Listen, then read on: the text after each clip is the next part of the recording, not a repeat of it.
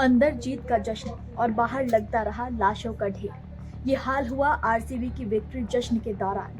बेंगलुरु में कल आरसीबी की विक्ट्री परेड के दौरान चिन्नास्वामी स्टेडियम के बाहर भयंकर भगदड़ मचने से बड़ा हादसा हो गया। इस हादसे में 11 लोगों ने अपनी जान गंवा दी, तो वहीं 33 लोग बुरी तरह घायल हो गए। दरअसल आरसीबी की विक्ट्री परेड के दौरान कई लोगों ने दीवार फांदने की कोशिश की। एंट्री गेट पर हजारों की भीड़ मौजूद थी। करीब 3 लाख लोग सड़क पर मौजूद थे। इसी दौरान भगदड़ मच गई और देखते देखते जश्न मातम में तब्दील हो गया। चश्मदीदों के मुताबिक जो गिरा उठ ही नहीं पाया। भीड़ के चलते एम्बुलेंस भी देर से पहुंची।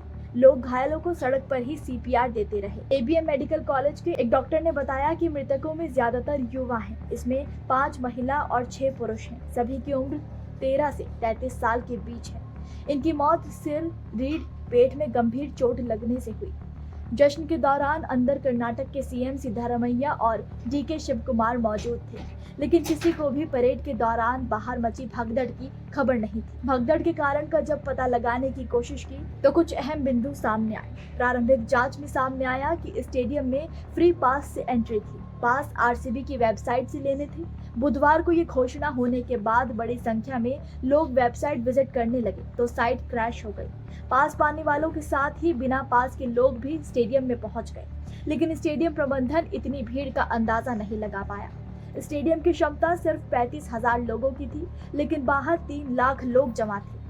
भीड़ ने स्टेडियम में घुसने के लिए गेट नंबर 12, 13 और 10 को तोड़ने की कोशिश की, जिसे देखकर पुलिस ने लाठीचार्ज करना शुरू किया। नाले पर रखा स्लैब अचानक ढह गया और हल्की बारिश के बीच भगदड़ मचनी शुरू हो गई। तो वहीं भीड़ को बढ़ता देख स्टेडियम के सभी गेट बंद कर दिए गए, जिससे पास लेकर आए लोग भी अंदर नहीं घुस पाए।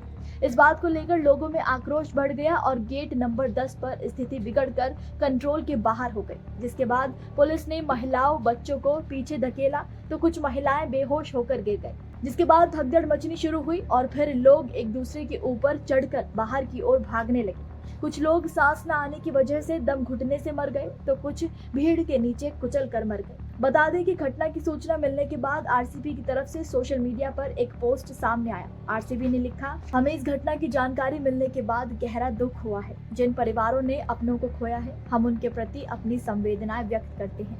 आरसीबी ने अपने सभी फैंस से अपील की है कि वो सुरक्षित रहें और भीड़ भाड़ से बचें। टीम ने यह भी कहा कि उनके लिए सबसे जरूरी है लोगों की सुरक्षा और भलाई। तो वहीं कर्नाटक के सीएम सिद्धारमैया को भी जब सूचना मिली तो वो घायलों का हाल जानने अस्पताल में पहुंचे। घटना के बाद प्रेस कॉन्फ्रेंस कर सीएम सिद्धारमैया ने कहा, असेंबली विधानसभा में आरसीबी टीम का सम्मान हो रहा था, लेकिन भगदड़ चिन्नास्वामी स्टेडियम के बाहर हुई थी। स्टेडियम के बाहर करीब 3 लाख लोग जुटे थे। हमें इतनी भीड़ की उम्मीद नहीं थी। किसी ने इसकी उम्मीद नहीं की थी। हम इसके लिए तैयार ही नहीं थे। हादसे ने जीत की खुशी को मिटा दिया। तो वहीं उन्होंने मृतकों के परिजनों के लिए 10 लाख रुपए मुआवजा देने का भी ऐलान किया और घायलों के मुफ्त इलाज की बात कही। इसी के साथ प्रधानमंत्री नरेंद्र मोदी ने बेंगलुरु भगदड़ पर दुख जाहिर किया है। उन्होंने कहा कि हादसे में मारे गए लोगों के परिजनों के साथ मेरी संवेदनाएं हैं। मैं घायलों की बेहतरी के लिए प्रार्थना करता हूँ। तो वहीं विराट कोहली ने भी इस पर दुख जाहिर किया। सचिन तेंदुलकर, अनिल कुंबले खिलाड़ियों ने इस घटना पर भी अपनी संवेदनाएं व्यक्त की। सचिन ने एक्स पर लिखा, बेंगलुरु के चिन्नास्वामी स्टेडियम में जो हुआ वो अकल्पनीय त्रासदी है। मेरा दिल हर प्रभावित परिवार के साथ है। सभी के लिए शांति और शक्ति की कामना करता हूँ। तो वहीं बीसीसीआई के वाइस प्रेसिडेंट राजीव शुक्ला ने कहा कि मृतकों और घायलों के परिवार की जितनी मदद हो सकती है हम करेंगे।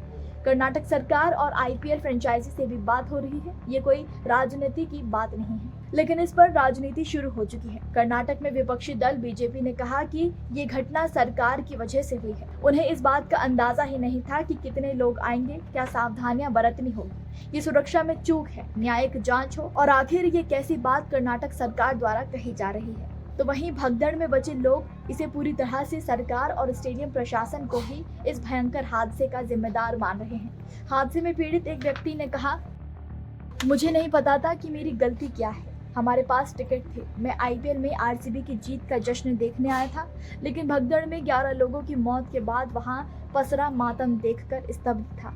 चिन्नास्वामी स्टेडियम के बाहर हुई इस भगदड़ में पहली नजर में आयोजकों की हड़बड़ी देखी गई। आनन फानन में आयोजित इस कार्यक्रम के टिकट भी हड़बड़ी में बेचे गए। भारी भीड़ जमा हो गई जिन पर नियंत्रण के लिए पर्याप्त सुरक्षा बल था ही नहीं। सबसे बड़ी अमानवीयता ये थी कि स्टेडियम के बाहर इंसान मरते रहे और अंदर आईपीएल कप का जश्न मनता रहा। जब स्टेडियम के बाहर लोग सीपीआर के लिए तरस रहे थे, लोगों की सांसें टूट रही थी, तब स्टेडियम में रंगारंग कार्यक्रम चल रहा था। यहाँ पहला और सीधा सवाल सरकार की गैर जिम्मेदाराना हरकत पर ही उठाया जाएगा, यानी कि सरकार को इस बात का अंदाजा कैसे नहीं था कि आखिर देश के इतने बड़े गौरवान्वित दिन पर उनके राज्य के लोग इकट्ठे होंगे ही नहीं। आपको बता दें कि वहां 3 लाख लोगों की भीड़ पर केवल 5,000 पुलिसकर्मी ही तैनात थे। ये प्रशासन और सरकार की लापरवाही नहीं है तो और क्या है? शासन प्रशासन बिल्कुल इस मामले पर सतर्क ही नहीं हुआ।